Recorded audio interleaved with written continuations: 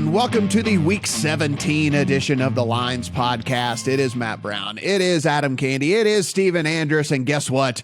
We are going to run through each and every one of the games this week, give you our thoughts if we have any plays in the account, if we have any leans, or if they are a complete stay away. And guys, I got to admit, this is a little bit of a lighter week for me than normal. Some games in which a lot of news has happened. There's going to be very few games that we get to that doesn't have some sort of massive news that could impact some stuff, whether it be from a motivational angle, whether it be from an injury angle, or whether it be from just a decision that was made by the team angle. So we have all of that stuff this week. And it's pretty interested to hear y'all's thoughts and if it changed your minds on any of these games and if it actually made you want to bet or get off of a position or whatever it might be with how this has all gone down. So we'll kick things off here. Arizona Cardinals and the Atlanta Falcons. As we sit right now, the Atlanta Falcons are 3-point home favorites over the Cardinals. 42.5 is your total. And here's the first of games with news. Colt McCoy cleared concussion protocol. So while we were thinking that this was likely going to be a game in which Cliff was probably going to be dealing with who knows what type of players out there, instead, Colt McCoy does in fact clear concussion protocol, is going to start. And then also we get the little bit of narrative street here in that J.J. Watt announced his retirement and has 2 games left in his NFL career. So, Adam, I'll kick things off with you. The Colt McCoy news, does that change anything for you? Trace McSorley was maybe the worst quarterback I've seen in quite some time. If the Cardinals had anybody at quarterback other than Trace McSorley, they would have beaten the Bucs by 10 points, but that just wasn't the case. So here we get Colt McCoy back in the saddle, indoors, in a dome, against this Falcons team with, again, nothing to play for. I've seen some billboards for injury attorneys, and they go back to the sort of old phrase, who hurt you? You know who hurt me? Trace McSorley hurt me multiple weeks, but I yelled about that enough last week that I'm not going to get too deep into it this week. I actually do think there's a difference between Colt McCoy and Trace McSorley, and there are a couple of 3.5s hanging out there. I couldn't believe it. I know. I couldn't believe it. I like Arizona catching 3.5. I couldn't believe it. I don't understand exactly what's up. You have to have watched some of Desmond Ridder the last couple of weeks to understand just how bad it's been for the Atlanta Falcons. Offensively, it has been ugly for this team. And, not that the running attack has been outstanding, but you lose Caleb Huntley from that. And it had been kind of a 3-headed monster setup with what they'd had there, down to a couple of heads. Look, I'm not going to try to sell you too hard on the Arizona Cardinals. I've gotten burned badly on the Cardinals 2 out of the last 3 weeks. They lose Budda Baker off the defense, maybe their one true playmaker in the secondary, and that is going to affect them. Is this Atlanta team the one to take advantage of that? I'm not so sure. But the one thing you can say about Arizona is that with Colt McCoy at the helm, think about that game they lost to Denver. They were up 9-3 in the third quarter of that game and moving along just fine before the defense got stuck out there for the entire second half with Trace McSorley unable to keep the offense on the field. So I do think that with the full complement of receivers available to Colt McCoy, there's a chance Arizona can move the ball a little bit, and getting 3.5 against an Atlanta team that's not doing anything particularly well is attractive. So this is a game that I put in my account, and listen, it was wacky because the news came out about Colt McCoy and it moved the opposite direction. It moved to 3. It moved off the 3 to 3.5. And I was like, what am I missing? Like, what in the hell's going on? It's like Trace McSorley looked horrific in that game. And the fact that they're going to Colt McCoy, who at least has experience and has at least a pulse in this league to get over a field goal, like the Falcons, there's an argument to be made, Steven, that the Falcons are not better than a field goal favorite against anybody in this league at this juncture. And that includes the Broncos and all these other teams that are bottom feeders and stuff at this point. So I took the 3.5. I might live to regret it, but I took the 3.5. I can't even explain why. And I will tell you this. If you go player for player, I understand how bad the Cardinals have been, but if you go player for player, is Colt McCoy really worse than Desmond Ridder at this point? I mean, you've got a number one receiver in DeAndre Hopkins, who's definitely better than the number one, who's a rookie for the Falcons. If you start to go like position by position, the running back position's better with James Conner, whatever. They actually have more talent too. It's just, the cliff factor certainly is involved here. At worst, the quarterbacks are equally as bad in this game. Right. And both of the defenses are equally as bad. And somehow I have a ticket in my account of Arizona +4, which made no sense to me. So we shared it with our Discord followers earlier this week. So we got the best of the number there. Last 2 weeks with Desmond Ridder, brutally bad completion percentage over expected in front of only Derek Carr, Mac Jones, and the aforementioned McSorley. Atlanta's offensive numbers are bolstered all by rushing. It's completely rushing. And if you combine that with the number 27 situation neutral pace offense, that's not a formula for winning a game by more than a field goal. Like that, whenever you have that combination, you want to try and get the team that's trying to cover more than a field goal. It looks like we're all on board on this one. We're going to plug our nose with Colt McCoy, especially when you consider the fact that in that stretch over the past 2 weeks with Desmond Ridder at quarterback, they haven't gotten any help from their defense. 29th in success rate, 30th in drop back EPA in games against Andy Dalton and Tyler Huntley. So easy bet here for me. And I don't know if any book is going to hang it. I'm just going to close it out with this, but the JJ Watt narrative, I'm sure you guys heard this week as well, that he has been talking to Cliff about wanting to get offensive snaps. And if any book hangs anytime touchdown on JJ Watt, bet it, because they are going to run a play for him for sure. If he is in the game, they are going to run a play for him and try to get him the ball. Like apparently he wants to close out having a few offensive snaps or whatever and all this stuff like that. They have nothing to play for. Cliff seems like a pushover as it is. So if JJ Watt walked up to him and said like, hey, you're going to put me in the goal line situations, Cliff's like, you're right, I am going to put you in the goal line situation. So anyway, I don't know if a book will hang it or not, but if they do, I will be putting some money on that because that is they're at least going to try. I don't know if it'll happen or not, but they're at least going to try to give it to JJ Watt. Chicago Bears and the Detroit Lions. This is 6 in favor of the Lions. 52.5 is our total, our biggest total of the week here in NFL Week 17. We have the Lions who are still clawing, gripping, praying to try to get into the playoffs here. And of course, the Bears are dead and gone. Adam, I'll start with you here on this one as well. If we take a look, 52.5 in this, is that high enough, I guess is the question, because we're back in the dome. We know that this Lions team scores way better in the dome. They seem to run, for whatever reason, run better plays whenever they're inside. And then, of course, you have the Chicago Bears defense as well. So the way that I run my filters for EPA, I wish I could show it on the audio version of our podcast because they have to shift the axis so far out to be able to show the Bears defense that it's like otherwise everything could be condensed into one little frame, and then there's all this white space, and then you find at the bottom of all forms of EPA allowed the Chicago Bears defense. So I see where you're coming from with that. I think the question, if you're going to play this total, is what do you think the Lions defense is going to do in this one? I have to take a big L on my thoughts on the Detroit Lions last week. I was texting you guys about it on Sunday. I was texting you guys about it during the week. I said to you last week, tell me if I'm missing something. Is Dante Foreman going to run for 175 yards? They ran for 165. Yes. Chuba Hubbard topped 100 as well. So, yeah, I missed something. And the Lions defense hadn't been that bad since early in the year. So Dan Campbell talked a lot this week about needing to get their teeth kicked in to turn things around. I don't think the Lions defense will be as bad this week. And if we think the Lions offense can turn things back around, are the Bears going to have to try to put the ball in the air with Chase Claypool hurt, with Equanimeous St. Brown hurt, likely to play, but still hurt? I don't know that I trust the Bears to chase throwing the ball. If the Bears are in this game, if you think it's going to be a closer game, if you think it's going to stay within the number and the Bears can run the ball a little more and Justin Fields becomes more of a factor that way, then I could see playing the over.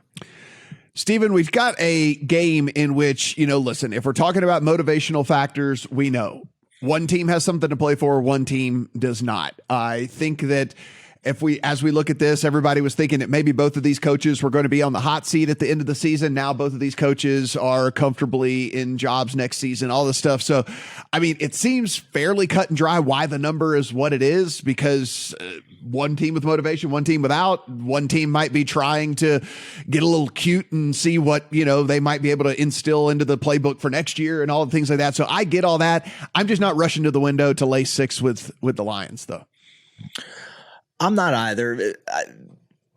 I think we at least put to bed the trendy talking points about Jared Goff not in a dome last week. I think Adam was still very much correct about the Lions offense last week. They just couldn't stop the run on defense. So Jared Goff was awesome on the road in cold weather. He had 355 yards, 3 touchdowns, more than 8 yards per attempt. So I still have full confidence in the Lions offense going back home in a controlled environment in the dome. The question becomes, can their defense do enough against the Bears offense? I will also say, for what it's worth, over the past 4 weeks, the Bears defense statistically is a little bit improved, at least. I still think they're very bad, like Adam said, but at least in terms of gross raw EPA and success rate, they aren't bottom 10 like they have been for the vast majority of the season. And that has been against teams like Buffalo and Philadelphia and Green Bay. So there's some improvement there. So in terms of my betting angle here, I'm just going to let my Lions to make the playoff bet from a couple of weeks ago ride. I'm not going to bet anything. If I was going to bet on this game, it would probably be Bears or pass at 6 or better here. Just because it's a divisional game. These two teams know each other very well. It's going to be a shootout. So, and I think the Bears offense can keep up with what the Lions defense is putting on the field. Yeah, this was close to making my account when the total was a little bit lower. Of course, this thing has rocket shipped up. For whatever reason, the look ahead on this thing was sitting at like 48.5 and whatever. It opened at 51. Of course, now all the way up 52.5. So I don't know. Maybe if it comes back down, something I would look at here. But I think this will be a wait and see, maybe an in-game opportunity on the Lions if the Bears happen to get the ball and score first or something like that. Like maybe an in-game opportunity. Matt, just to put a bow on what Steven was saying a moment ago about the Lions offense, if I didn't give you the opportunity to go look and say which team in the NFL finished 3rd in dropback EPA per play last week, 10th in EPA per play last week overall on offense, the Detroit Lions, like the offense actually was not a problem despite the fact that score ended up the way that it did. It's just that the defense got banged around so badly. Denver Broncos and the Kansas City Chiefs. The Chiefs find themselves as 12.5 to 13 point favorites at home here against the Broncos. 44.5, 45 is the total. Steven, this is a bye for the Chiefs in week 17. Lucky them. Broncos, of course, as we know, fired Nathaniel Hackett and the interim coach is coming in and firing guys and stuff. I mean, it's like, what in the world? Like you have a job for 2 weeks and you're firing guys and everything. It's just a complete and utter train wreck there in Denver. And I think this line is appropriate. If you guys watched our Thursday night video and you happen to get in on, like I was saying, if there is any of those funky kind of 3-team 10-point teasers that you can play out there, I mean, this seems like a pretty decent one for me to kind of take the Chiefs down to 2.5 or whatever if you want to do that. But it's Chiefs or pass even with the large spread for me. But I can't lay it because I do question at least a tiny bit motivation, because we have seen Andy Reid put Patrick Mahomes on the sideline before. Like we have seen Andy Reid say, okay, enough's enough. We're going to finish out with someone else. So I think there's at least a minimal chance for a backdoor here, which is the only reason I haven't come in on the Chiefs. I'm trying to put myself in the shoes of a sharp bettor who's dropping like 6 figures on some of these games throughout the season and betting on the Denver Broncos in this game, because this was 13.5, Matt. Yeah. And now it's down to 12.5. And I know that's a big spread in the NFL, and most of these sharp bettors are looking long-term, measuring their success over a course of a season, as every bettor should. But like, there is so much that can't be quantified on the Broncos side in this game with the firings, as you mentioned, not just the head coach, but basically the entire staff, skeleton crew staff this week. The entire team and offensive line hating the quarterback's guts for a laundry list of reasons. How can any of that be put into the numbers this week where you would be attracted to backing the Broncos here at 13.5? That's beyond me, but we'll see, I guess. So it's never Denver for me this week, especially now that the number's worse. And it's never Kansas City to me at this number either, because it's just such a huge spread in Kansas City. You know, I know they covered last week against Seattle, but Seattle had a ton of opportunities to cover a big number. Kansas City hasn't been a team that you want to back to cover big spreads here, not just this year, but multiple years. So the only angle I have for you, Matt, that I'm curious about is a non-traditional teaser leg now that gets this under 7, because now that it's at 12.5, we can get minus 6.5.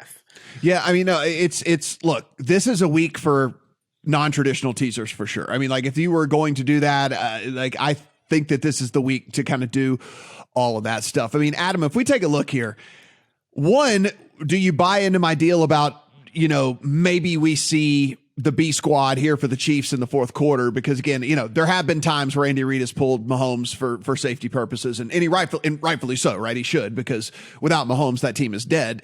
That being said, there's also the narrative angle, however, because Mahomes is now currently the MVP favorite, and there is, you know, is there enough motivation for Reid to leave him in and let him keep his foot on the gas and do whatever to kind of solidify the MVP this week, to where if he does want to sit him next week? I mean, you know, there is narrative street here. And guys, if you think that coaches and players don't have these conversations, you're sort of mistaken. I do a show for Visa, and Mike Pritchard, former first rounder, comes on the show, and I ask him, like, do these conversations happen? He's like, oh, hell yeah, these conversations happen. Like, yeah, you got a bonus if you get, like, you know, 2 more catches or something, or you get a bonus for 1 more touchdown, or you're in the running for some sort of something. Like, hell yeah, this stuff, yeah, these conversations happen. So, you know, there's that as well. Adam, how are you kind of viewing this Broncos Chiefs sitting 12.5? So I go back to the first time these teams played, which was only a couple of weeks ago, and I remember the Chiefs getting out to a 4-touchdown lead and then having to hang on for dear life at the end of the game. And it gives me a little bit of pause about trying to figure out anything that these two teams are going to do. So I'll tell you the one way that I have looked at this game, and I don't know that anybody is going to think this jumps off the page with a spread this big, but it's the under. If you go last half of the season, so weeks 8 to 16, filtered out the EPA for garbage time, the Kansas City Chiefs are 5th in the league in EPA per play on defense right now, which is not at all the way that we have looked at the Kansas City Chiefs defense over the course of the season. And I think we're going to get a little skewed looking at the Broncos defense in a game that was let's say Mike Pritchard and his teammates got together in the locker room against the Rams last week and said, guys, we can't do any more Hackett. Like, we're going to find a way to get rid of Nathaniel Hackett. I'm being a little hyperbolic here, but we're going to look at that Broncos defense and think that they gave up 50 to the Rams and think, oh, that's it, they're done for the year. This and that. I don't know if they're necessarily done for the year. This is a team defensively that has been one of the best in the league all year. And after the Chiefs ran out big on Denver early in that game, they allowed a grand total of 7 points in the second half. So I don't think it's beyond the Denver Broncos to help keep this thing under 45. And if the Kansas City Chiefs are playing defense, then that certainly could lead to that as well. So that's the only way in for me. I'm not going to try to handicap whether or not, Andy Reid's going to keep the starters in. But the one way I can at least factor it in is if I look at an under and think maybe Mahomes doesn't play the fourth quarter, et cetera. Yeah, I think it's unders for me from a prop standpoint, from a Chiefs deal as well. I mean, there is that. There is more narrative stuff going on. Not that, I think probably only matters to the person himself, but Travis Kelce is tied with Devontae Adams for most receiving touchdowns in the league as well. So that could play into something along the way as well. If they get down into the red zone, anytime Kelce touchdown, something like that, I imagine they would like to get him that as well, if at all humanly possible. So again, we try to start to, there are walks down narrative street as we get towards the end of the season with all of this stuff. All right, boys, another game with a ton of news here. Miami Dolphins and the New England Patriots. As we sit right now, this is 2.5 to 3, a cheap 3 on the Patriots, and it is 41 is your total, pretty much 141.5 there across the market. So this was Dolphins -1. We get the news. Tua has entered concussion protocol yet again. Line starts to move. Blasts through the 0, gets to 1, gets to 1.5, gets to 2, settles all the way at 2.5, where this is most likely to go off in this one.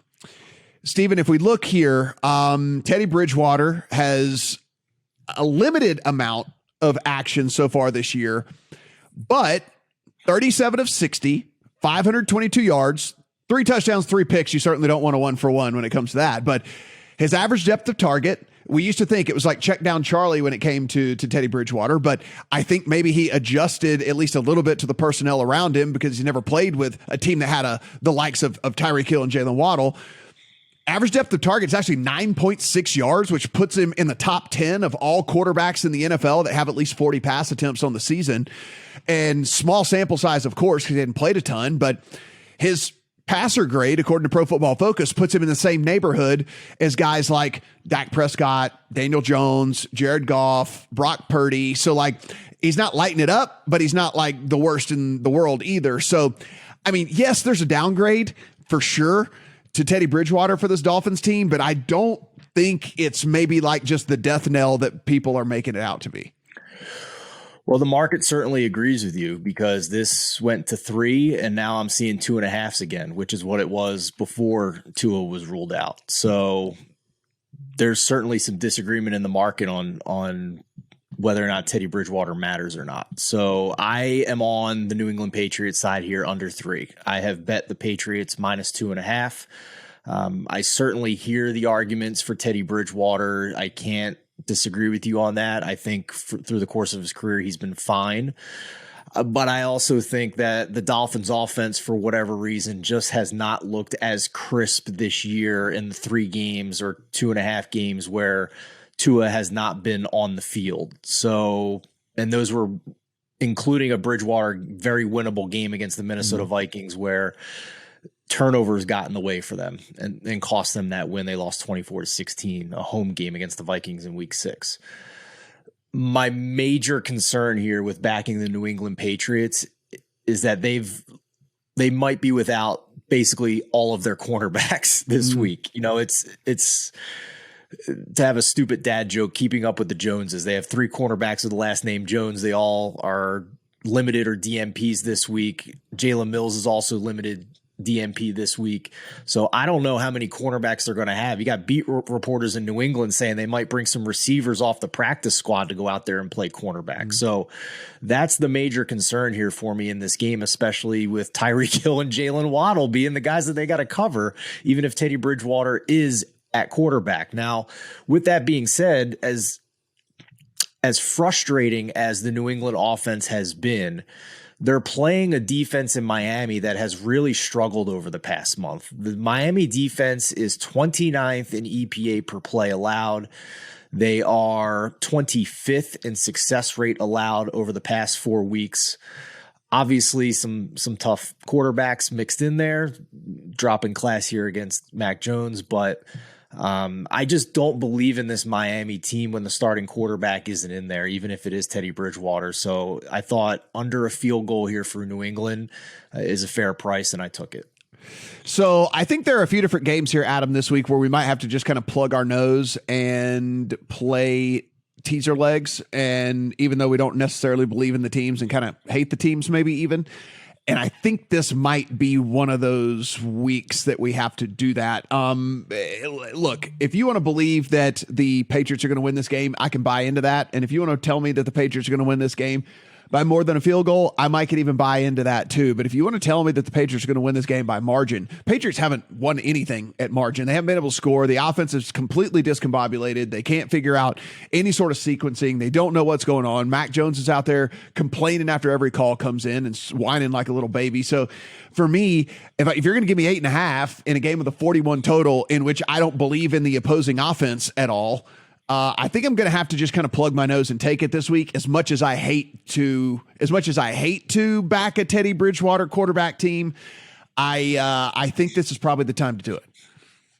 So I think this is the kind of game where there is enough variance involved in the backup quarterback for Miami and whatever the hell the New England offense is that you have to look for non-traditional ways into the game, period. And if you dig deep on this one, you'll see that there isn't a bigger gap between Mike McDaniel on his scripted plays early and Matt Patricia on his scripted plays early. And the Miami Dolphins offense gets a lot more added by what Mike McDaniel brings into the equation at the beginning of the game versus what Matt Patricia does in frustrating, holding back, kneecapping Mac Jones and this offense. If you look around, you can find Miami first quarter, even money on the money line. To me, that's the way that I want to get into this thing. I trust that knowing that Tua Tagovailoa was not going to be playing, that Mike McDaniel will be able to scheme to Teddy Bridgewater's strengths early in this game, maybe try to get some run after catch for Waddle, Hill, and so on that allows Miami to get out to a lead. And we know that, Matt Patricia scheming up plays for Mac Jones isn't exactly the way that it's worked well for them. So go back over the last few weeks and it's played out, right? You see the Cincinnati Bengals run out to a 20-plus point lead over New England early in the game and then have to hang on for dear life. You see the Raiders run out to a 2-touchdown lead over New England, and then New England have to come back late in the game and, frankly, obviously should have won that game. So I think the easy way to do this is I can still control the variable of Mike McDaniel against Matt Patricia when it matters most. I like the Miami Dolphins in the first quarter. Yeah, Steven, you did mention, though, to be fair to this Dolphins team, right? They've gotten the 49ers and the Bills in 2 of those 4 weeks in that 4-week stretch, right? I mean, we're talking about really good teams there. The Chargers, kind of after they had gotten back at least a couple of their playmakers as well, they ran into them. And listen, I can't say for certain because football's weird and we've seen some weird things happen this week. They were trucking the Packers, man. And Tua got concussed, and then the game went sideways. But it seems like they had kind of gotten back on track, and now it makes a whole lot more sense because you were just looking. You're like, how did he play so exceptionally well in that? And then go to that, and it makes a whole bunch more sense. And so, I don't know. I'm giving them at least a little bit of a pass for that one as well. So I think I just don't want us to be too tough on this team because it's been a pretty brutal stretch here of late. And give me 8.5 in a game with a 41 total against Mac Jones led offense. And I'll take that all day long. Indianapolis Colts and the New York Giants. More news to go along here. The Giants sitting 5.5 to 6 point favorites in this one over the Colts. 38 is your total. The Colts are going to stick with Nick Foles. So, after all of that, the Colts are going to stick with Nick Foles.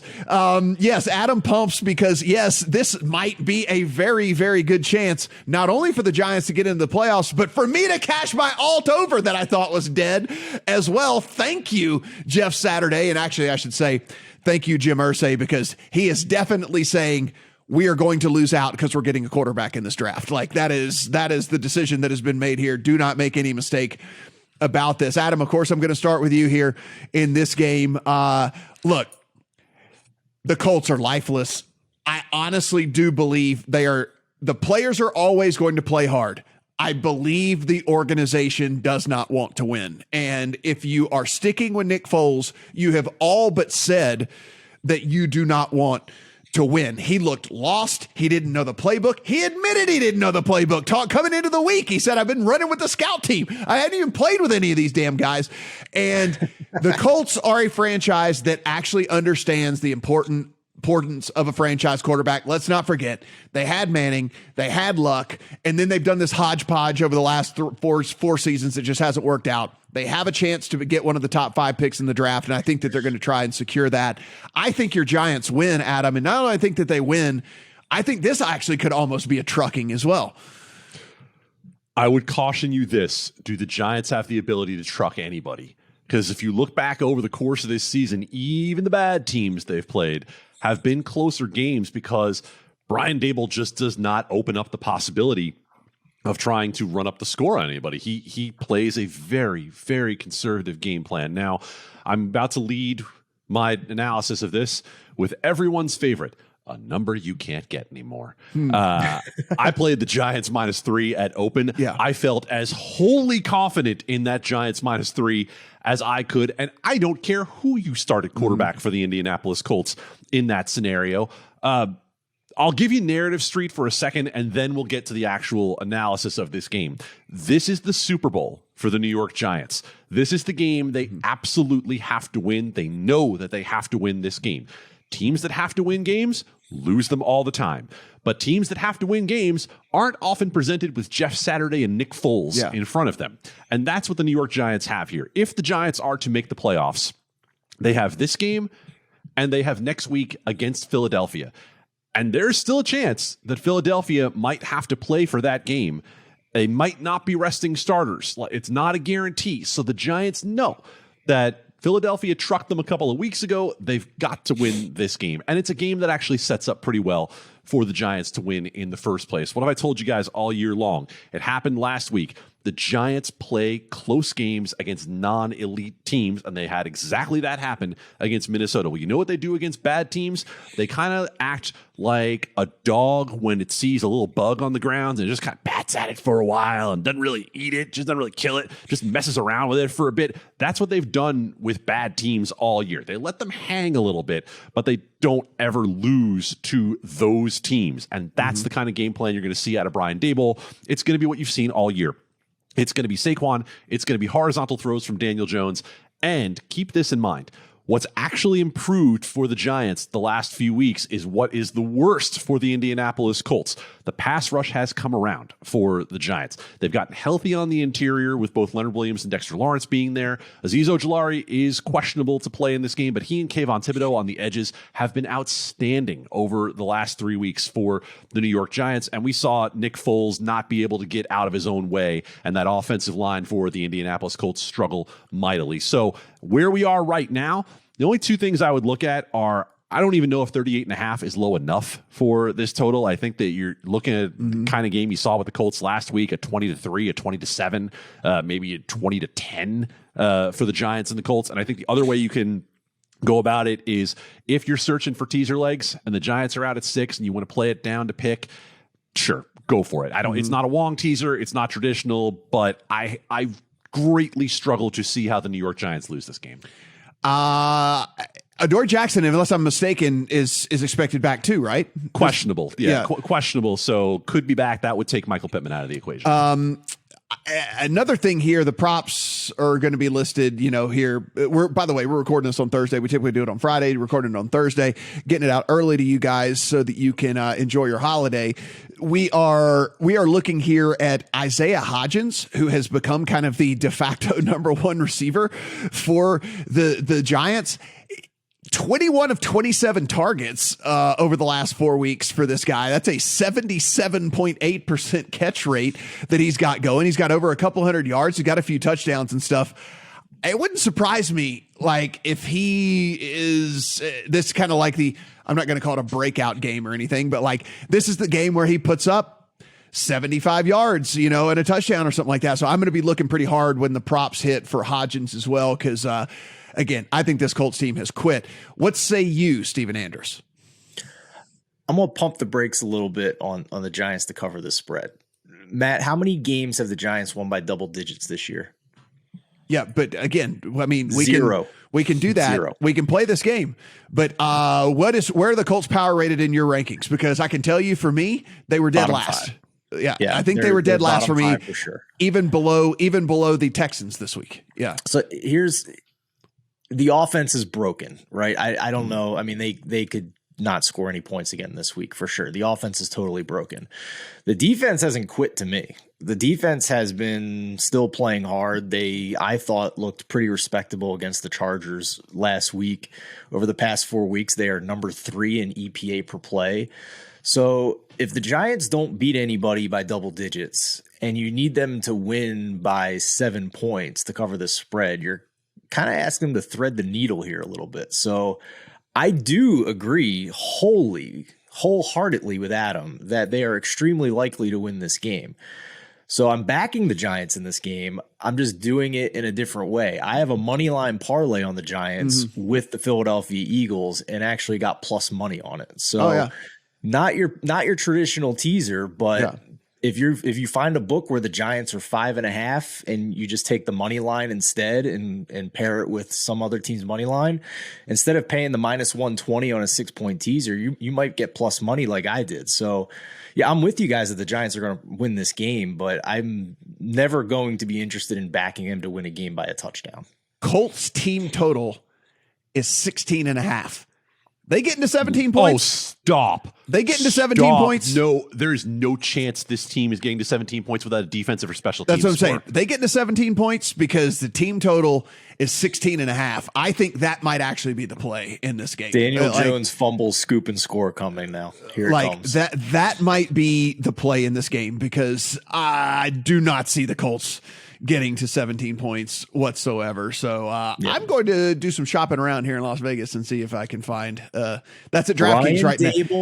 Yeah. Has there been a bigger coaching matchup this season than Brian Dable versus Jeff Saturday? Right. No. Bigger as in girth, correct? Yes. You're talking about like size of human beings. He's always going to win that battle. Well, Saturday's lost like 180 pounds or something like whatever. I mean, the guy used to be an offensive lineman. He gave him all to Brian Dable. Yeah, I mean, seriously, the guy used to be an offensive lineman. He looks all svelte now and stuff. I'm like, what's going on, dude? Like, you lost like 200 pounds. I don't even know how you do that. I want his hair, by the way. I'm kind of like my hair. What I'm doing with all of this, I'm kind of shooting for Jeff Saturday's quaff. Now, we'll give you this. Guy might can't coach himself out of a paper bag. Got a good head of hair. He really does. Yeah, got a good head of hair. And for however he miraculously lost 200 pounds, like, whatever, good on him. It doesn't looks like one of those guys that won't have those weird stretch marks too. Like there's the fat people that that lose the weight and then you get those stretch marks there. He looks like he probably doesn't even have that either. So just my personal opinion.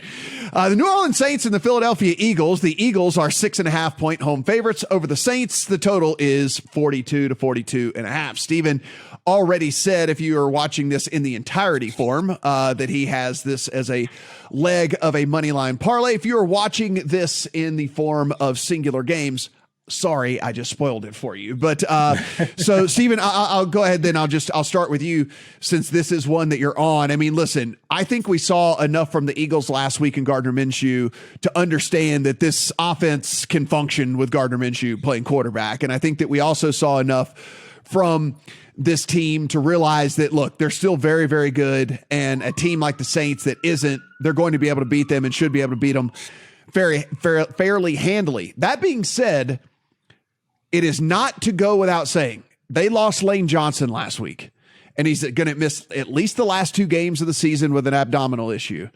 He was Pro Football Focus's number 2 rated pass blocking tackle in all of the NFL. He has not allowed a sack. He has not allowed a quarterback hit all season long, to let you know how good he is. So when we talk about losing these offensive linemen, sometimes there's a difference between losing an offensive lineman and losing a Lane Johnson. And so it is certainly a thing that he is not going to be out there. They also lost Avonte Maddox to a toe injury as well. So the Eagles, we should at least just put it out there.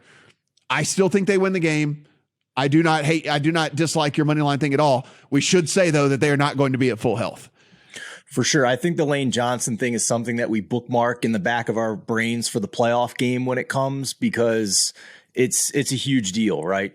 And even if he comes back and plays, it's already been reported that he requires surgery on this injury and is just going to try and rehab it and do the best he can to play through it. So he's not going to be playing at 100% when he comes back, and we have no idea if he'll be as effective as he was before the injury when the playoffs come. So everybody bookmark that. We'll figure out how impactful it is in their defensive line matchup when we get to the playoffs, because I don't think it's going to matter this week against the Saints. The Saints defense is getting bolstered over the past 4 to 6 weeks, but they played quarterbacks like Deshaun Watson and crazy Colden Wind, Jimmy I Can't Throw Deep Garoppolo, a combination of Matthew Stafford and Bryce Perkins and Kenny Pickett. So they've also played Desmond Ridder in that stretch. So the Saints defensive numbers are getting bolstered by having to play poor quarterbacks, and they are not a strong pass rush team. In fact, I think they're dead last. Yeah, dead last, the Saints, in pass rush win rate. So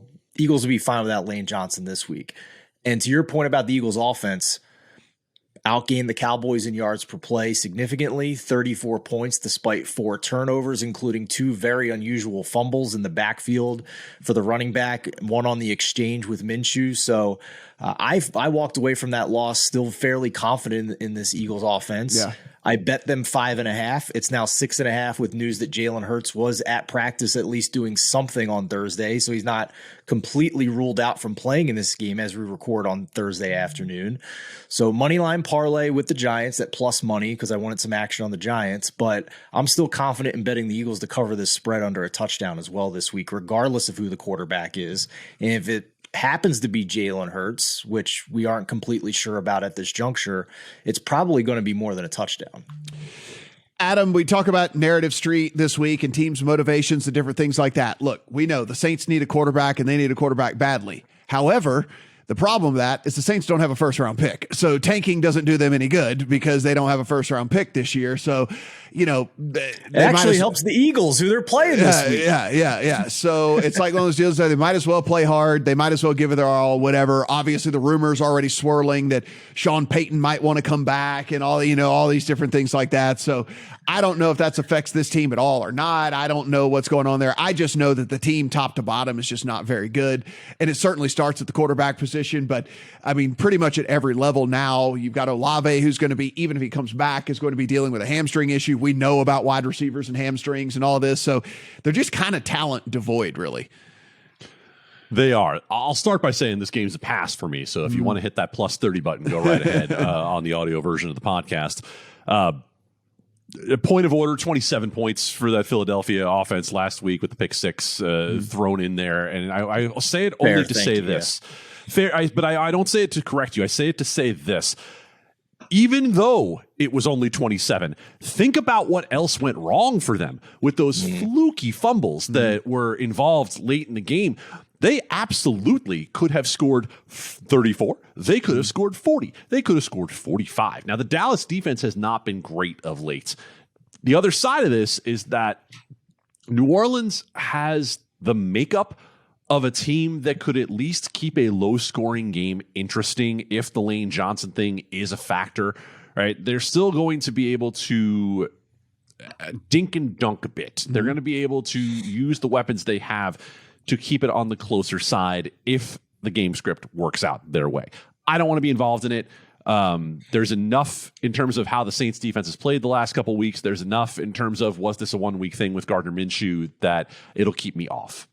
Yeah, it's one of those things for me. I think Steven's way to go about it is probably the best in me. I mean, just like, play a money line parlay and just kind of move on with it. I guess now that it's up to 6.5, if you did want to do some sort of teaser or something, again, just plug into your book and see what the better price is, right? Whether you get it, whether it's a teaser or whether it's playing a money line parlay or something like that. But the Eagles are going to win. I just don't know exactly how much they're going to win by. And so that's my only kind of pause here in this one. So I imagine they will also end up, I'm going to have a massive round robin of teasers this week. Like, it is going to be just a huge amount of teasers that I have going.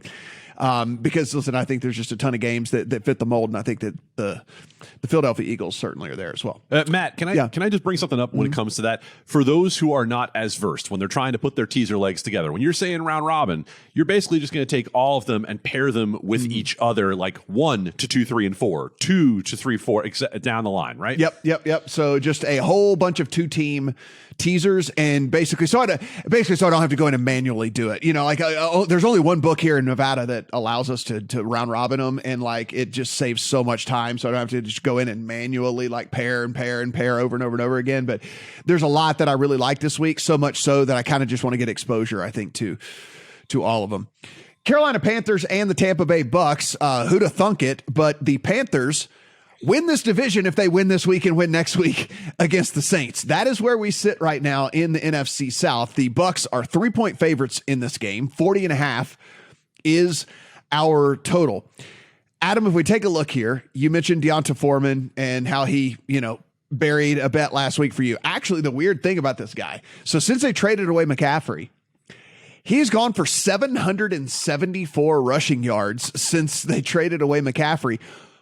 Only Josh Jacobs and Derrick Henry have more rushing yards than this dude since that time. And so he has kind of found his groove here. I'm not going to say Sam Darnold has found his, but I think that you better not. When you think that what this Bucs team brings to the table, I don't think it's out of the realm of possibility for them to get an outright win here. I really, really don't, because there's just nothing that really just stands out about this Bucs squad right now that makes them that much exponentially better than the Panthers. I know people are going to say, well, the quarterback position.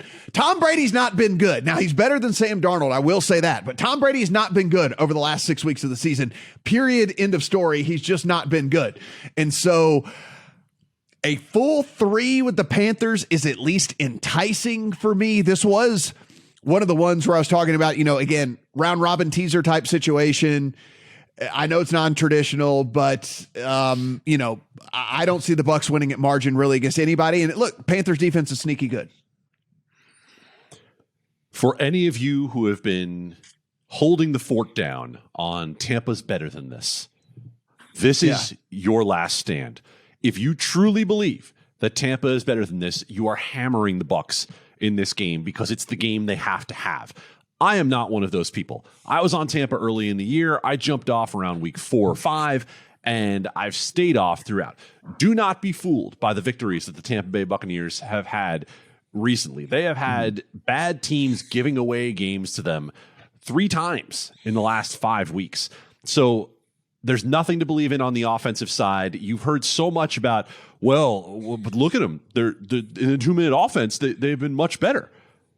Do you think that the Carolina Panthers haven't seen that? Do you think other teams aren't aware that when the Bucs see that they've had success in going to tempo and throwing the ball more, ding, surprise, throwing it instead of running it on first down every time, that they're not going to defend them this way as well? And I think you hit the nail on the head, Matt, when you say this game comes down to, can Tampa's defense stop the Carolina running game? I actually do think they can slow it down, because they are very different with Akeem Hicks in there defending the run, which has been a question for them at various points this year. So long story for me to get around to passing on this game.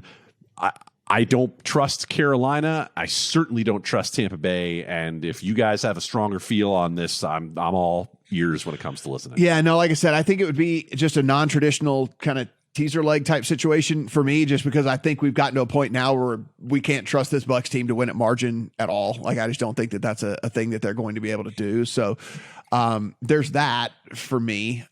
Steven, what say you? Tampa Bay's better than this. I think Tampa Bay is better than this. We fight for freedom. Good.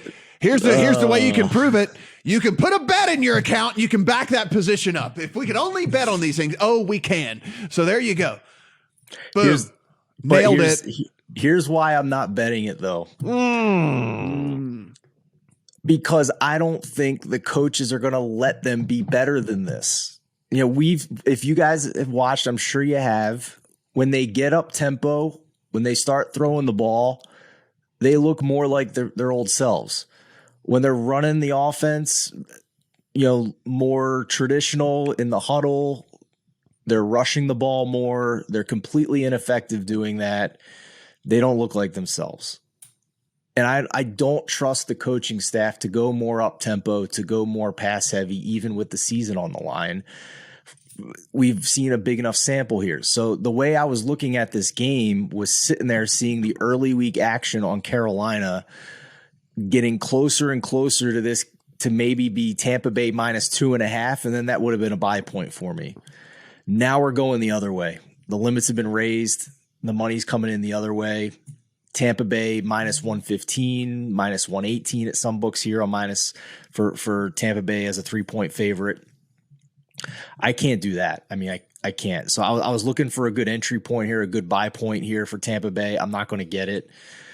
Now I'm starting to wonder if this goes to 3.5, if I'm going to bet Carolina, because over the past 4 weeks, they have, I mean, I'm like, my jaw is dropping seeing this because I can't believe it. But yeah, over the last 4 weeks, Carolina has the #1 offense by EPA per play.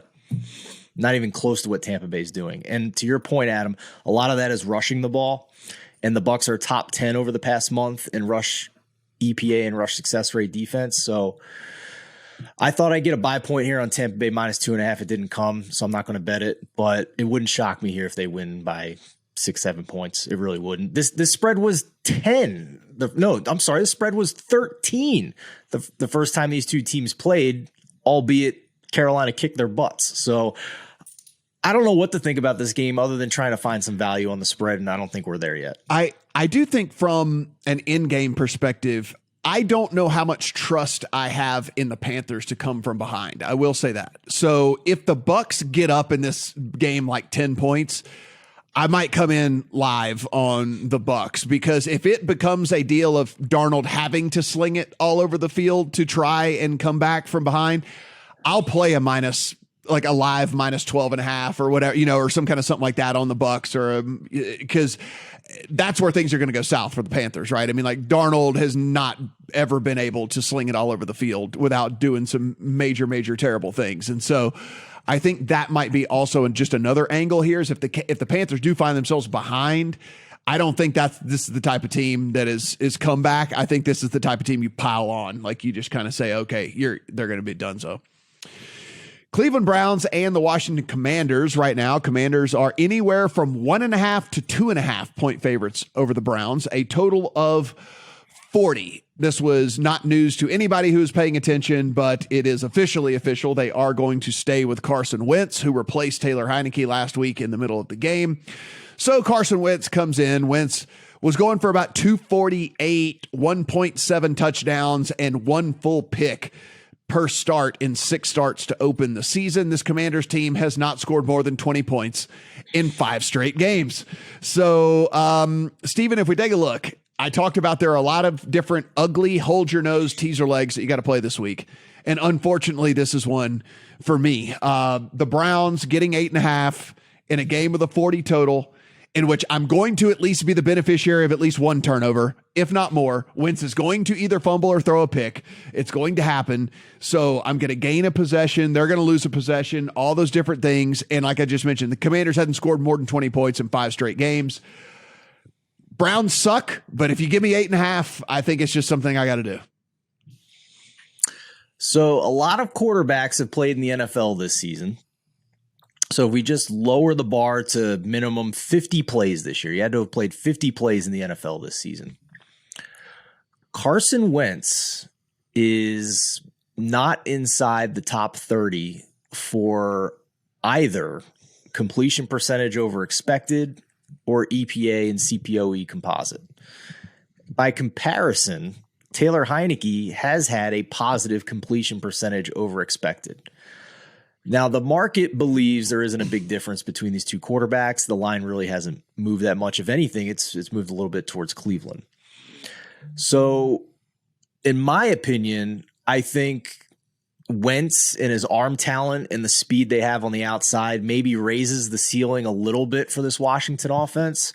But I also think it lowers, or at least maintains, the still very low floor of turnover-worthy plays that we saw with Taylor Heineke. So I agree with you. I also have the Cleveland Browns as a teaser leg this week, and that's kind of just how I feel about the Carson Wentz situation. I don't think it's a big improvement for them, and it will be absolutely hilarious to me if he takes a team that is currently in the playoff picture in the final 2 weeks of the season and submarines them out of the playoff picture for a second season in a row. Look, I've seen enough of this team to know that they're not likely to win a game at margin. And I understand, right. Adam, look, the Browns have been terrible, and certainly Deshaun Watson has been terrible, but Nick Chubb has said he's going to play the rest of the season. He doesn't care. He wants to play the last couple of games. That's a bonus for us if we're doing that. And weirdly enough, the Browns defense has been a little bit better of late. I mean, they were just a sieve at the beginning of the season where everybody was doing whatever they wanted to against them, and they've at least gotten a little bit better too over the course of everything. I mean, since week 12, they are actually the 8th defense DVOA in the NFL. So they figured at least something out on that side of the ball, which leads me to believe that we might see yet another game in which the Commanders don't score more than 20 points. And if they don't score more than 20 points, they are not likely to cover an 8.5 point spread that I would get in a teaser leg. I power rate this game a pick. Deshaun Watson is better than any version of Carson Wentz. Cleveland plus 8.5 teaser next game. Oh, there it is, fellas. There it is, folks. Quick and to the point. Jacksonville Jaguars and the Houston Texans. Houston Texans are 4-point home underdogs to the Jags. It is a 43.5 total. So we go into narratives here yet again. We talk about motivations here yet again. We talked about how the Jaguars season comes down to week 18. Now, there is a sub 10% chance that they could get a wild card this week if like all kinds of weird chaos, there's something, whatever. There's like a 6% chance. I don't know, but mainly they got to win the division. And they've got to beat the Titans next week. And so that being said, Doug Peterson came out and said he's not going to rest his starters. Now, Adam, here's the thing. He didn't say how long he was going to play those starters. He just said he wasn't going to rest them. That is why I am hesitant to pull the trigger on this game. I mean, if we knew they were going to play a full complement, this 4 is way short, like way short, like 3.5 points short. But it's baked into this number.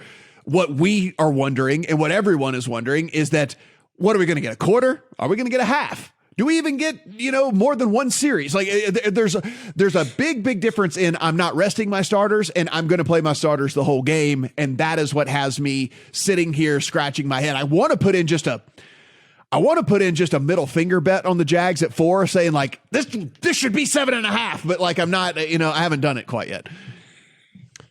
In the last 3 weeks, the Houston Texans have essentially beaten the Dallas Cowboys and lost because they couldn't punch it in on 4th and goal. Took the Chiefs to overtime and beat the Titans in a game in which they hurt me largely because I had early week action before the Tannehill injury was announced on a teaser with the Titans. Now, I understand the Jacksonville Jaguars are everybody's darling right now in terms of how the offense has improved. That said, whatever the Texans are doing to be able to hold games close might look like sorcery. There aren't a lot of numbers to back it up, but it's enough to keep me off this game. In addition to the fact of what you just said, he said he's not going to rest his starters, did Doug Peterson. Well, we have seen him rest his starters back in Philadelphia. It is part of the equation where Doug Peterson has done it before, and we'll find out what it means soon, I think, in this game. Steven, again, players are going to play hard. But this would be a franchise-shifting win for the Houston Texans if they win this game. Like they need to lose this game, and they need to lose this game very, very badly. And so, again, it is like it is the difference between the one pick this year and any other year is you then have your choice. Do you think Bryce Young? Or do you think Will Levis, or do you think CJ Stroud is your guy that's going to be your franchise? And you get all that time up until the draft to weigh all the options as to where you want to go with that. You win this game, and Chicago then now holds the number 1 pick. And now you have to take whatever scraps gets left whenever they trade that pick out to one of these other teams, because they'll probably trade it out. And so it could be a franchise altering win. I know players play hard, but God, if there's any way in the world they can lose this game, I have to imagine they will try to lose this game. Everything you guys just said has me wondering if Jags first quarter or first half is the play here then, because we don't know how long the Jags are going to play, if at all, in the second half with their starters, but we know they're going to play at least a little bit. And we know that when the Jags starters are in on offense, they're considerably better than what the Titans are trotting out there.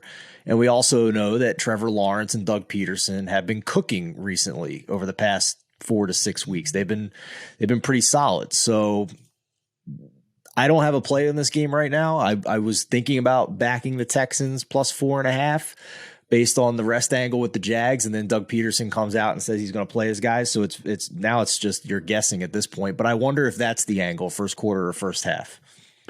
Yeah, I mean, maybe that is a way to look at this for sure. And, and maybe there's an in-game deal. I mean, if you see these guys trotting back out, for the 3rd series or the 4th series or something, and maybe you're just like, hell, this guy is going to play them all, half or something. Like maybe it is like an in-game then at that point on the Jags or something.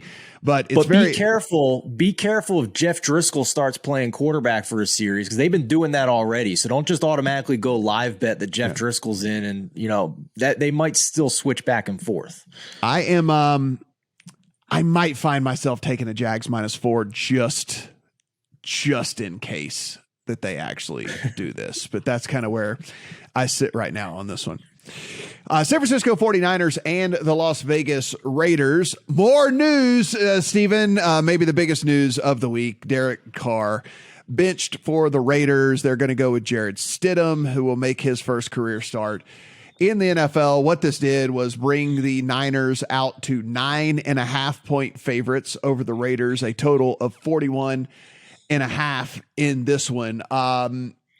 If you want the narrative stuff and all that, guys, go right ahead. It was just if Carr gets injured, it ends up guaranteeing his money for next year and some of his money for 2024. The Raiders don't want to do that. They're either going to cut him or they're going to trade him. And so they don't want to get any guaranteed money on that. And with that, we are going to get Jared Stidham in there. And so I guess, Steven, when you look at this, 49ers defense is great. We know it's great, really good.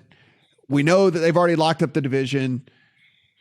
But there's something to be said for them having to, get fully in tune with Brock Purdy. Because I mean, listen, he's been aight, but I mean, he's still a rookie. Doesn't have a ton of experience. And I think any rep is a good rep for him probably at this point. Certainly if you have, a deep playoff run in mind for the 49ers. So I think they do kind of keep their foot on the gas here. I think they do kind of do it. I think if they could win this game by 30, they will, because that's pretty good for a guy like Purdy as we head into the playoffs.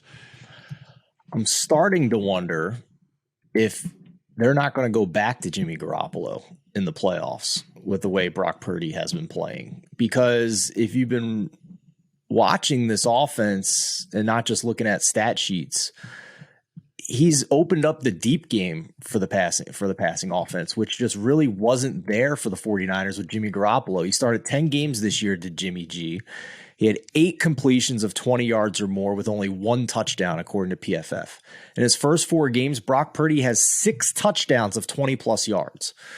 So it wouldn't shock me in the least if he continues to start, even if Jimmy Garoppolo is healthy. As for this game this week, all the value's been sucked out of it. Can't even tease the 49ers at this point. It's a sit back and watch for me. Not even interested in the least in backing the Raiders with the points with Jared Stidham, because to steal a line from Adam, I think it was last week, saying this is the only defense that I want to bet on, or the only defense that I'll let you. I'm messing up your. You quote pretty here, much Adam, nailed it. Yeah, what I'm saying is that this defense is elite. It is the one defense that we can confidently say has a pretty good chance of wrecking an offense any given week.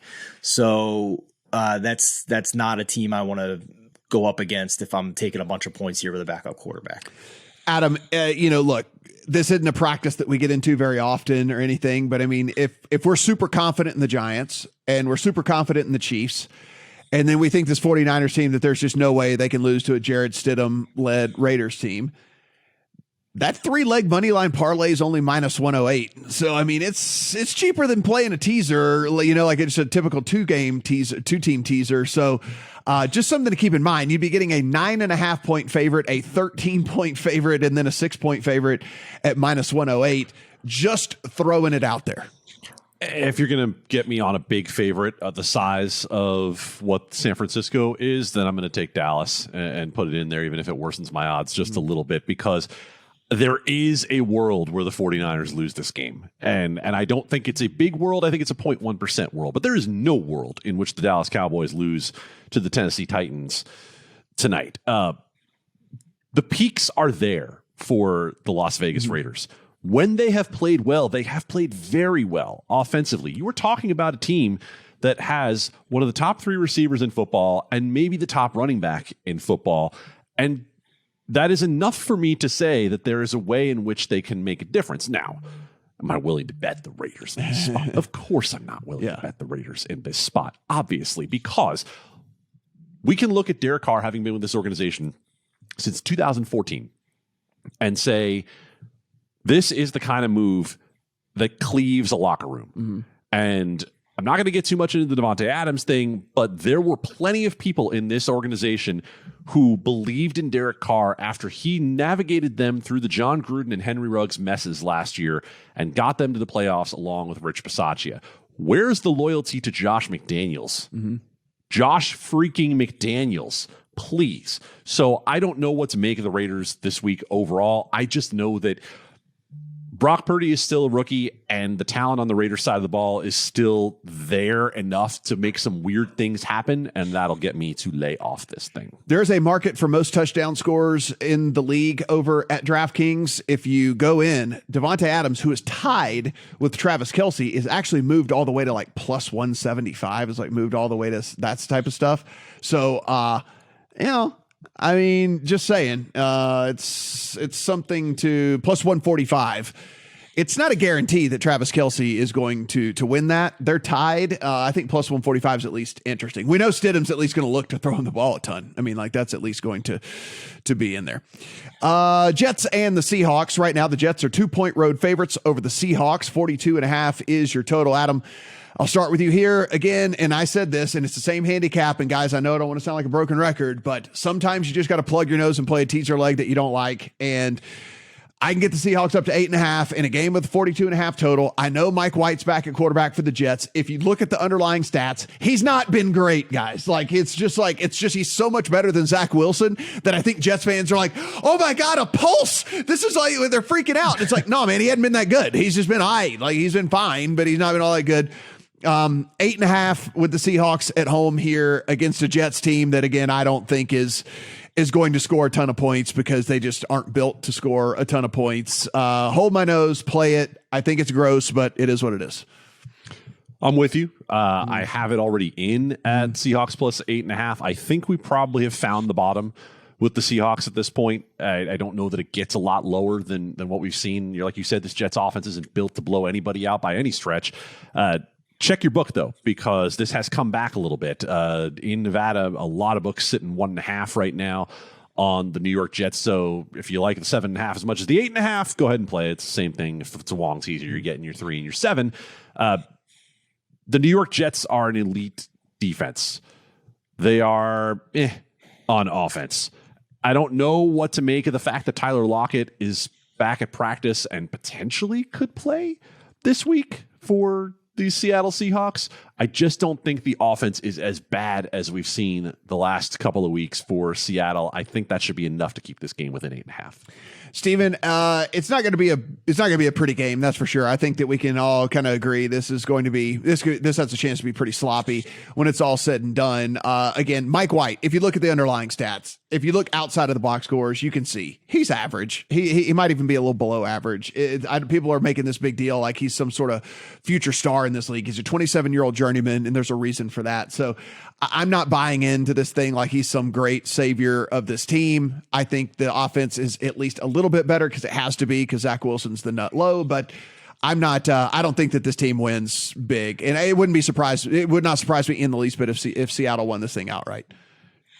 Yeah, I think that he makes them more likely to win games, obviously. I don't think it makes him considerably more likely to win games by double digits, which is what the teaser leg is here. So I'm with you guys. I think this is probably my second favorite teaser leg of the week. Home dog, one of the better home field advantages in the NFL. Season on the line here, trying to keep your playoff hopes alive. I haven't put it in the account yet. I just want to see about Tyler Lockett. I still might play it if Tyler Lockett's not going to play, but if he's in, then I want it in there. I mean, you heard a lot about Pete Carroll and others saying that he's the third down chain mover for them. He's who Geno looks for in a high pressure spot. So he's a big deal to this offense. Just holding and waiting to see what his deal is, if he can be effective catching balls with that finger. But it's more than likely going to be in my account, a Seattle teaser leg. Whenever we step away and they cut to the sideline, we see Derek Carr on the sideline because these are two teams that he is going to be begging to either be traded to or whenever he gets released, he'll be talking to. So maybe he'll go and try to get some early acquaintance stuff going there in this Jets and Seahawks game. Vikings and the Packers. Packers 3.5-point home favorites over the Vikings. 47.5 to 48 is your total in this one, guys. I already made my money on the Vikings. I know we can sit here and we can say, whether you think that they're fraudulent or this, that, whatever. They match up pretty well against the Packers. And now Aaron Rodgers comes out and says there's some sort of knee thing going on with him. And then last time, let's not forget this, guys. he had the thumb thing. And he said, like, it's fine. Don't worry about it. And then he had like a 4-game stretch where he couldn't hit the broadside of a barn. So, like, I'm not believing Aaron Rodgers that he's just going to say, like, this knee thing's no big deal and that he's perfectly fine. I don't trust you anymore, Aaron Rodgers. All right? Liar.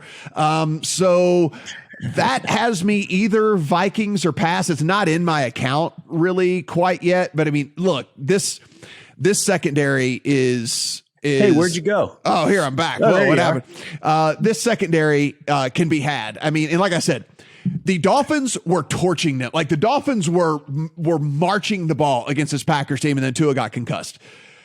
Say what you want about Kirk Cousins. Also, he's still got Justin Jefferson, and he's got TJ Hawkinson, and he's got Adam Thielen, and they're going to be able to move the ball against the Packers here. Other side of a field goal, it's Vikings or pass for me, and it might end up in my account. At the very least, it'll be a contest play for me this week. I am shocked that you haven't bet the Vikings yet this week, because I have bet the Vikings. Yeah. I mean, you know me, man. Like, I've been railing against the Vikings all season long. And the first rule of betting is there's always a price, right? There's always a buy point. And this is the buy point for me on the Vikings, plus 3.5. I think that this is quite the market upgrade for the Packers off wins against the Bears, the Rams, and a concussed Tua in the second half of that game. So more than a field goal here is a little much. The Packers D is just as bad as the Vikings defense. They are bottom 6 in early down success rate and yards per play. And if you want to give Aaron Rodgers and this offense credit for the past 4 weeks, they were 10th in success rate, 21st in drop back success rate. The Vikings were 9th and 6th in those statistics. So I think the Vikings can move the ball every bit as much on offense against this defense as the Packers can. But unlike recent weeks where the Vikings were 3.5 point favorites, 4 point favorites, now they're a 3.5 point dog.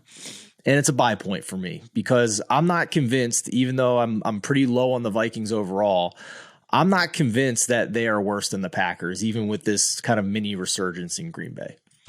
The narrative aspect also into play here, just a tad, Adam. The Vikings would love to make Justin Jefferson a 2,000-yard receiver. They would absolutely love to make that happen. I think they will force feed him, if at all possible, to make that happen. And listen, it's probably a pretty good damn strategy, as a matter of fact, to like get the ball in that guy's hands as much as humanly possible.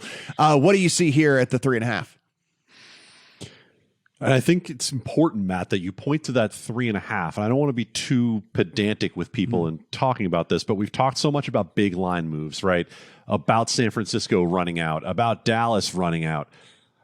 My eyes get big when I see 2.5 to 3 and 3 to 3.5. The market's telling you something in this spot. And I think it would be silly not to listen to that because we all can look and see that Green Bay's wins have not been impressive over the last few weeks. And we all, especially me, can look at the Minnesota Vikings after I had the experience as a Giants fan that so many fans of other teams have had this year of losing to the Vikings and saying, how in the hell did we lose that game to the Minnesota Vikings? I understand all of that. I'm not sold on either of these teams. And because of that, if the market's telling me that we're willing to not only move to 3, but through 3 when it comes to Green Bay and Minnesota, I'll take a pass. Los Angeles Rams, Los Angeles Chargers, the Battle of LA, 6.5 in favor of the Chargers at home against the Rams. 43 is the total here, Adam. I mean, look, the Chargers got in the playoffs last week. Joe Lombardi might be the worst offensive coordinator in the entire NFL. How in the hell he can't get this Chargers team to look like an offense that, with all those playmakers that they have and everything that's going on, the sequencing's terrible. The play calling after that is horrible. Everything about this is just so bad.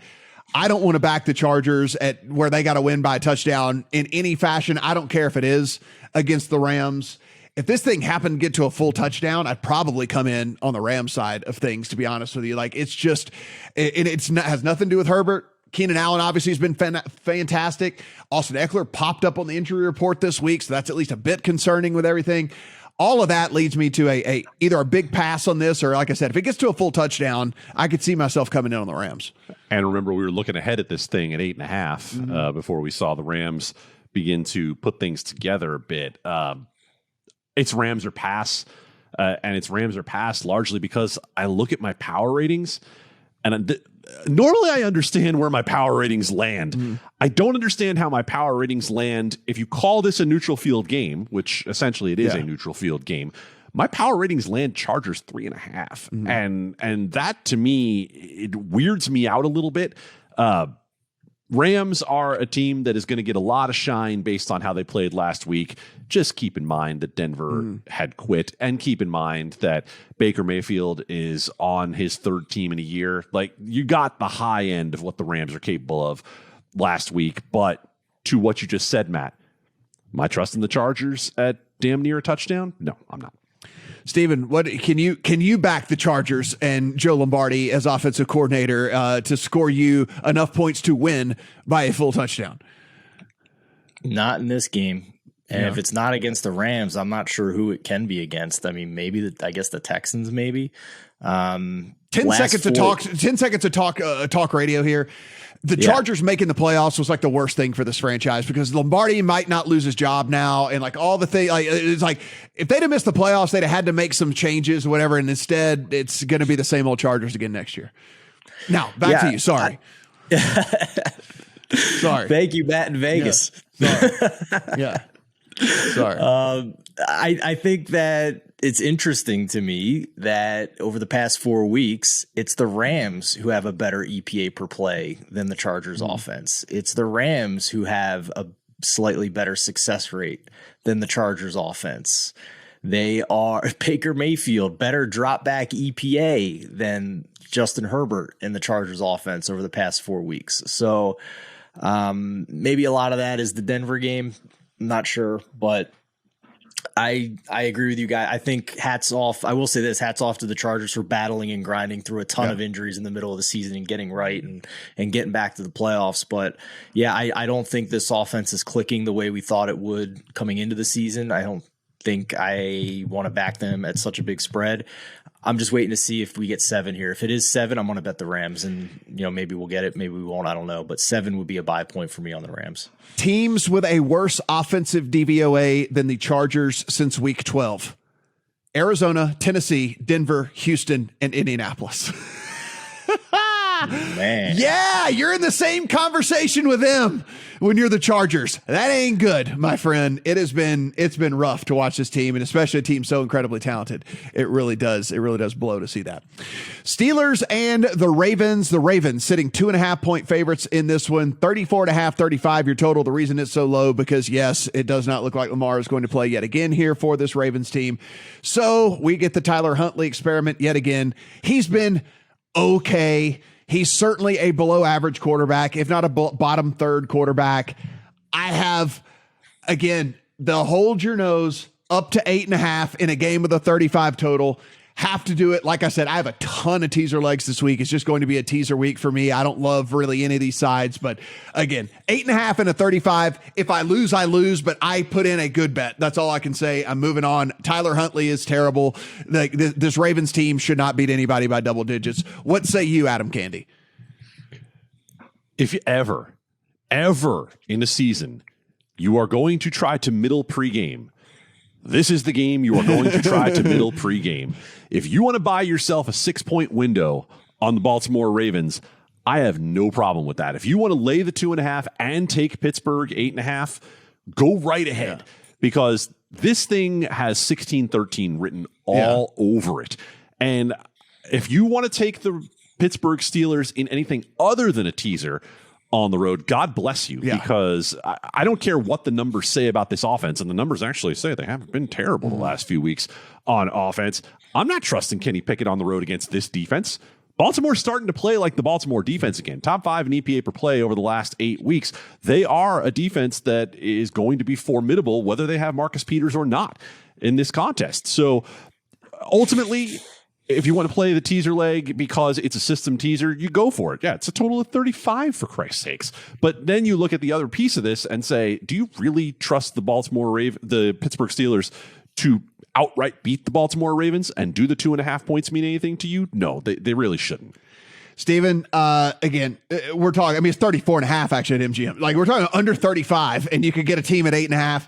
It's like if you lose that bet, you can feel comfortable going to bed at night. You're like, I still made a good bet. Like I don't care. Like it is what it is. I mean, like somehow Tyler Huntley figured out something along the way, but like I mean, it's just beat me, I guess, if that's the way it's going to be.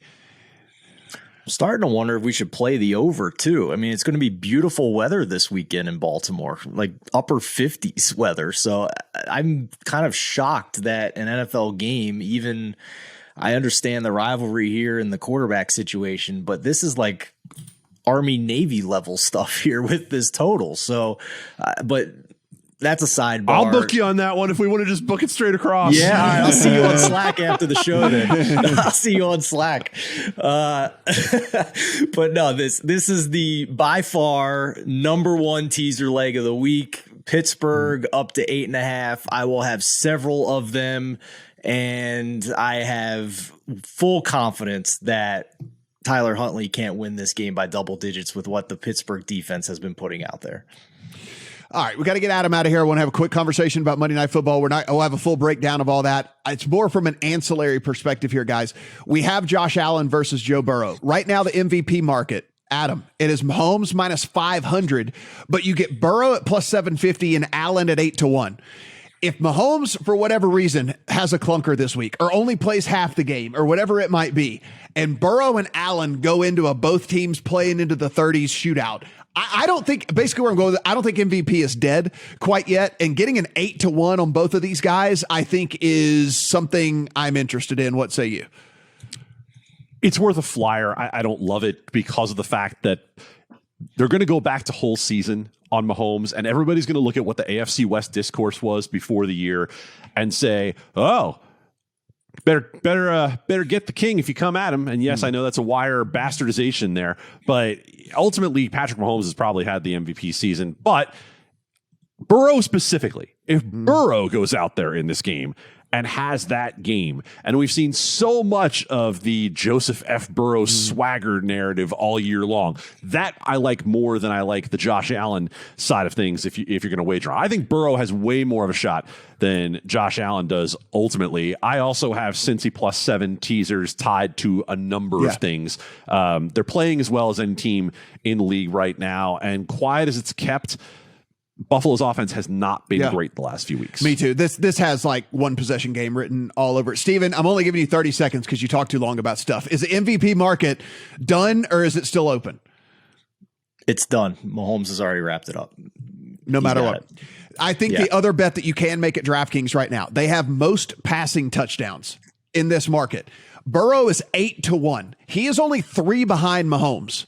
There is a now this one I do like a lot. 8-1 on Burrow. He's 3 behind.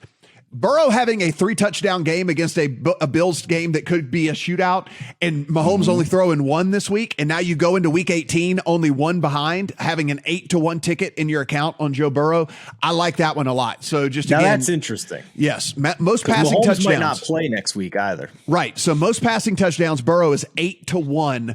Where Mahomes is minus 2,000, I think that is mispriced. You can find that on DraftKings. I think that is a bet that I would make and would love to make. Guys, everything we do here absolutely free. Please hit that subscribe button. Give us a thumbs up. Let us know in the comment section how you were going to play this thing. And if it's on the audio side, of course, subscribe, rate, and review. You want to follow Steven at Steven Andress 1. You want to follow Adam at Adam Candee, 2 E's, no I. You want to follow me at Matt Brown M2. Good luck on all your bets here in week 17.